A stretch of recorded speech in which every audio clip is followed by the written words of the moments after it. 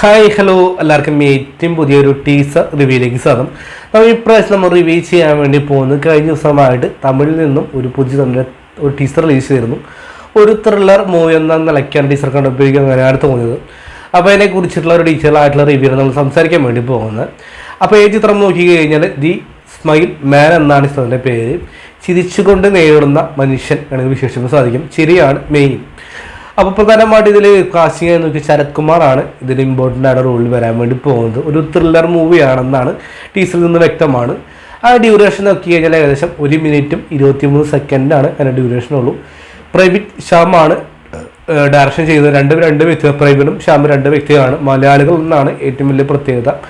അവർ മുൻ ചിത്രം മെമ്മറീസ് എന്ന് പറയുന്ന ചിത്രമായിരുന്നു അത്യാവശ്യം ഭേദപ്പെട്ട ഒരു അഭിപ്രായം നേടിയിരുന്നു. അന്നും അവർ പറഞ്ഞതെന്ന് വെച്ച് കഴിഞ്ഞാൽ അതിൻ്റെ സ്റ്റോറി ആയിട്ട് നോക്കുമ്പോൾ കാണുന്ന പ്രേക്ഷകരിലേക്ക് കുറച്ച് കണക്ട് ചെയ്യാൻ ഭയങ്കര ബുദ്ധിമുട്ടുള്ള ഒരു കാര്യമാണെന്ന് പറഞ്ഞിരുന്നു.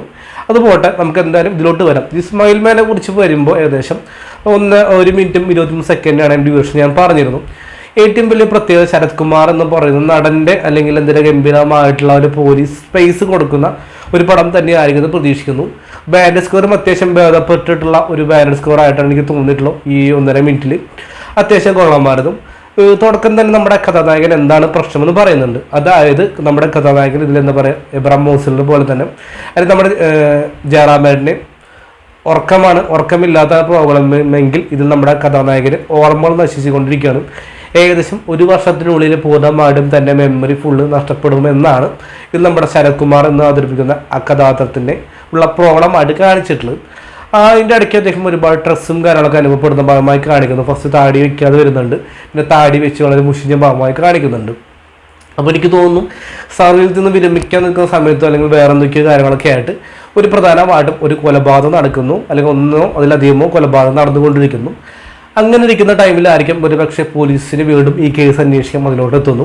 ഇതിൽ അദ്ദേഹത്തിനേക്കാൾ മുതിർന്ന ഉദ്യോഗസ്ഥർ ചോദിക്കുന്നുണ്ട്, ഈ ഒരാഴ്ച കൊണ്ട് ഈ കേസ് തെളിയിക്കാൻ പറ്റുമോ ചോദിക്കുന്നുണ്ട്. പിന്നീട് നെക്സ്റ്റ് ഭാഗമായിട്ട് കാണിക്കുന്ന ഒരു പുല്ലിയുടെ ഉള്ളിലൂടെ നടന്ന ഭാഗമായി കാണിക്കുന്നു. പിന്നെ ആരെ പുറകിൽ ഓടുന്ന ഭാഗമായി കാണിക്കുന്നുണ്ട്. കുട്ടിയെ ഉദ്ധരിക്കാൻ ശ്രമിക്കുന്ന ഭാഗമായി കാണിക്കുന്നു.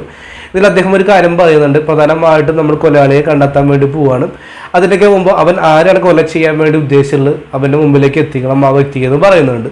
ആ തിരിച്ചിട്ടൊരു പക്ഷേ അവസാന ഭാഗത്തിലെ കൊലയാളിയെ പിടിക്കാൻ ശ്രമിക്കുന്ന ഭാഗമായി കാണിച്ചിട്ടുണ്ടാവുക. ഏറ്റവും അവസാനമായിട്ട് ഒരു സൈക്കിളിൽ ഒരു ജോക്കറിൻ്റെ വേഷമൊക്കെ കിട്ടിയ വ്യക്തി കടന്നു പോകുന്നുണ്ട്. എനിക്കത് കണ്ടപ്പോൾ നമ്മുടെ ആക്ഷസൻ തമിഴ് പടത്തിലെ അതേ ലെവലിലേക്കാണ് എനിക്ക് തോന്നിയിട്ടുള്ളത്. ഇതിലും അത്യാവശ്യം ഒരു ത്രില്ലർ ലെവലിലേക്ക് കാണുന്ന പ്രേക്ഷകർക്ക് പിടിച്ചിടാൻ സാധിക്കട്ടെ എന്ന് ആശംസിക്കുന്നു. അപ്പോൾ ഈ സ്മൈൽ മാനെ കുറിച്ച് പറയുമ്പോൾ നമ്മുടെ ഡീറ്റെയിലായിട്ട് നമ്മുടെ ട്രെയിലറും ടീസറൊക്കെ യൂട്യൂബിൽ ലഭ്യമാണ്. ട്രെയിലർ വന്നിട്ടില്ല, ടീസർ ലഭ്യമാണ്. അപ്പോൾ തീർച്ചയായിട്ടും കണ്ടിട്ട് നിങ്ങളുടെ അഭിപ്രായം രേഖപ്പെടുത്തേണ്ടതാണ്. അപ്പോൾ ഇന്നത്തെയും പുറത്ത് നമ്മുടെ വീഡിയോ ഇഷ്ടപ്പെട്ട് കഴിഞ്ഞാൽ ഒന്ന് ലൈക്ക്, ഷെയർ, സബ്സ്ക്രൈബ് എന്ന് പരിഗണിക്കാം.